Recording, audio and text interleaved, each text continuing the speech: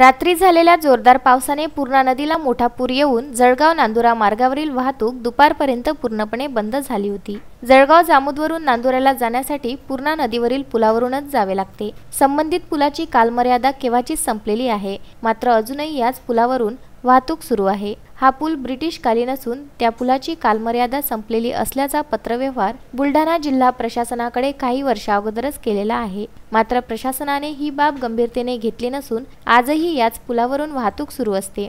त्यामुळे मागील वर्षी रत्नागिरी जिल्ह्यातील सावित्री नदीवर झालेल्या घटनेची पुनरावृत्ती पूर्णा नदीच्या पुलावर घडण्याची शक्यता नाकारता येत नाही। पुलावरून 4 ते 5 फुटापर्यंत पाणी वाहत असून पूर पाहण्यासाठी लोकांनी त्या ठिकाणी गर्दी केली आहे। पुलाचे कठडे न काढल्यास पूल क्षतिग्रस्त होऊन मोठी दुर्घटना घडू शकते आणि एवढा मोठा पूर असूनही जळगाव जामोद महसूल आणि पोलीस प्रशासनाचा एकही कर्मचारी त्या ठिकाणी हजर नसल्यामुळे एखादी दुर्घटना घडल्यास त्याला जबाबदार कोण असा प्रश्न त्यानिमित्ताने केला जात आहे। संबंधित विभागाच्या अधिकाऱ्यांनी जातीने या बाबीकडे लक्ष देण्याची गरज असून जो नवीन पूल वाहतुकीच्या प्रतीक्षेत आहे त्या पुलाचे राहिलेले काम लवकरात लवकर पूर्ण करावे, अन्यथा सावित्रीची पुनरावृत्ती होण्यास वेळ लागणार नाही अशी मागणी नागरिकांनी केली आहे। पावसाचं जोरदार आगमन झालं।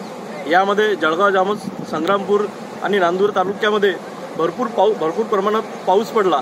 त्या अनुषंगाने जळगाव नांदुरा मुख्य रस्त्यावरती जी पूर्णा नदी आहे, या पूर्णा नदीवरच्या पुलाला पूर आल्यामुळे या रस्त्यावरची वाहतूक खोळंबलेली आहे। गेले कित्येक वर्षापासून आपण बघत आहे जो आपल्या या पूर्णा नदीवरती हजारो कोटी रुपये खर्च करून जो पूल बांधलेला आहे तो आज एक शोभेची वस्तू बनलेली आहे। मला प्रशासनात सांगावंसं वाटत आहे की 90% काम झालेलं आहे आणि 10%साठी ते काम रखडलेलं आहे।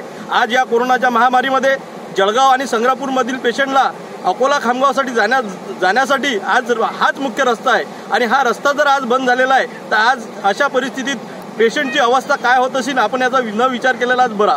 आज आपण बघत आहे या पुलावरती पुलाला जे कठडे लावलेले आहेत या संबंधित सभा विभागाने ते कठडे सुद्धा काढलेले नाही। म्हणजे या अनुषंगाने आज या पुरामध्ये मोठमोठाले लाकडाचे ओंडे आणि कचऱ्याचे ढीग वाहत येत आहेत। अगर आता जर त्यामध्ये ते जर अडकले तर निश्चितच पुलाला पूल क्षतिग्रस्त होऊन मोठी दुर्घटना होऊ शकते। मनीष ताडे, विदर्भ न्यूज, जळगाव जामोद।